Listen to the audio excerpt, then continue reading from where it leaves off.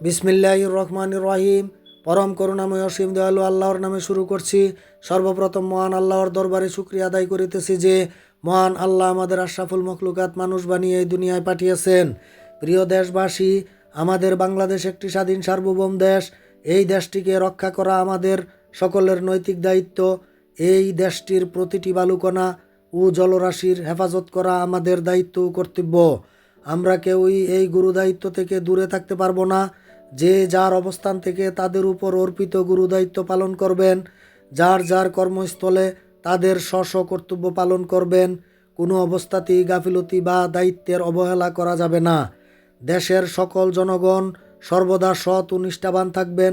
ছাত্র জনতা লেখাপড়ার সাথে সাথে ন্যায় নিষ্ঠার সহিত দেশ এবং দেশের জনগণের সেবা করবেন। কেউ যাতে দেশের ভিতরে নৈরাজ্যতা সৃষ্টি করতে না পারে সেই দিকে কড়া নজরদারি রাখবেন। কারো উপর অন্যায় বা জুলুম করবেন না। মনে রাখবেন, অন্যায়কারী বা জুলুমকারীদের আল্লাহ পছন্দ করেন না। মাত্রাতিরিক্ত কোনো কিছুই ভালো না। কখনো সীমালঙ্ঘন করবেন না। লেখাপড়া শেষ করে চাকরি, ব্যবসা বা রাজনীতি করে দেশের সেবা করতে পারেন। রাজনীতি করতে হলে দল গঠন করে সংঘবদ্ধ হয়ে সততার সহিত জনগণের ভোটের মাধ্যমে জনপ্রতিনিধি নির্বাচিত হয়ে দেশের সেবা করবেন। জোর জবরদস্তি করে কোনো কিছু হাসিল করার অপচেষ্টা করবেন না। সমাজের দুষ্কৃতিকারীদের চিহ্নিত করে আইনের হাতে সোপর্দ করে দিবেন। কখনো নিজেরা আইন হাতে তুলে নেবেন না। মনে রাখবেন, হত্যাকারীদের আল্লাহ পছন্দ করেন না। হত্যাকারীদের দুনিয়াতে যেমন শাস্তি হয়, ঠিক তেমনি আখেরাতে তাদের শাস্তি অনিবার্য। তাই আপনারা কখনো নিজের হাতে কাউকে হত্যা করবেন না। প্রয়োজন হলে তাদেরকে আটক করে আইন শৃঙ্খলা বাহিনীর হাতে তাদেরকে তুলে দিয়ে শাস্তি নিশ্চিত করবেন। বিগত দিনে যারা অন্যায় করেছে তাদেরকে কঠোর শাস্তি দিবেন। আর ভবিষ্যতে যাতে কেউ এই রকম অন্যায় অপরাধ করতে না পারে সেই দিকে কড়া নজর রাখবেন। দয়া করে আমার কথাগুলো বেশি বেশি শেয়ার করে সারা বাংলাদেশের জনগণের কানে কানে পৌঁছে দিয়ে সেই অনুযায়ী আমল করলে আশা করা যায় আপনাদের এই দুনিয়া এবং আখেরাতে উপকার হবে ইনশাআল্লাহ। বাংলাদেশের পবিত্র ভূমিতে যাতে আর কেউ ঘুষ, চাঁদাবাজি, টেন্ডারবাজি, সিন্ডিকেট, দালালি, লুটতরাজ, ব্যাংক ডাকাতি করে যাতে কেউ বিদেশে টাকা পাচার করতে না পারে সেই দিকে কড়া নজরদারি রাখবেন। আর যদি কেউ এই সমস্ত অপকর্ম করে তাহলে আপনারা সংবাদকর্মীদের সাথে নিয়ে আইন শৃঙ্খলা বাহিনীর সাহায্যে তাদেরকে গ্রেপ্তার করে জেলখানায় বন্দি করবেন। এখন থেকে জেলখানার ভিতরে কোনো রকম ভিআইপি রুম থাকতে পারবে না।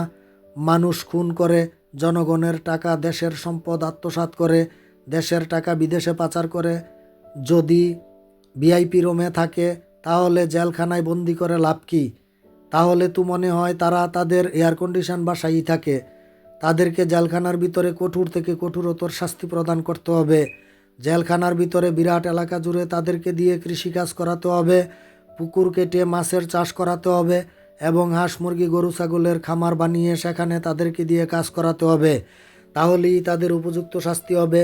এই সমস্ত ব্যাপারে আমি আমার ইউটিউব চ্যানেল দেশ গড়ার লক্ষ্যে, যেখানে বাংলাদেশের পতাকার ছবি আছে, এবং আমার ফেসবুক পেজ দেশ গড়ার লক্ষ্যে অসংখ্য ভিডিও বানিয়ে লন্ডন থেকে বিস্তারিত কথা বলে ভিডিও পোস্ট দিয়েছি। আপনারা দয়া করে আমার সমস্ত ভিডিওগুলো দেখে like, share, follow, comment, subscribe করে সারা বাংলাদেশের জনগণ, ছাত্র জনতা, সংবাদকর্মীগণ, ইউটিউবারগণ, আইন শৃঙ্খলা বাহিনীগণ, আইন প্রণেতাগণ, আলেম ওলামাগণ, শিক্ষক মণ্ডলীগণ, রাজনীতিবিদগণ, উপদেষ্টা মণ্ডলীগণ এবং সরকার মহোদয়গণের কাছে পৌঁছে দিয়ে 3 মিনিট থেকে 5 মিনিট সময় ব্যয় করে আমার মতো ক্ষুদ্র এবং নগণ্য মানুষটিকে অবহেলা না করে আমার সমস্ত প্রস্তাবগুলো, আমার দেওয়া নীতিমালাগুলো, আমার সমস্ত পরিকল্পনাগুলো বাস্তবায়ন করে দেশ গড়ার কাজে সহায়তা করবেন। আমি আশা করি আমার সমস্ত ভিডিওর কথাগুলো, প্রস্তাবগুলো, নীতিমালাগুলো, আইন প্রণালীগুলো, পরিকল্পনাগুলো দেশ গড়ার কাজে অগ্রণী ভূমিকা পালন করবে ইনশাআল্লাহ। ভুল ত্রুটি হলে ক্ষমা সুন্দর দৃষ্টিতে দেখবেন। ওমা তৌফিকি ইল্লা বিল্লাহ। আসসালামু আলাইকুম ওয়া রাহমাতুল্লাহ।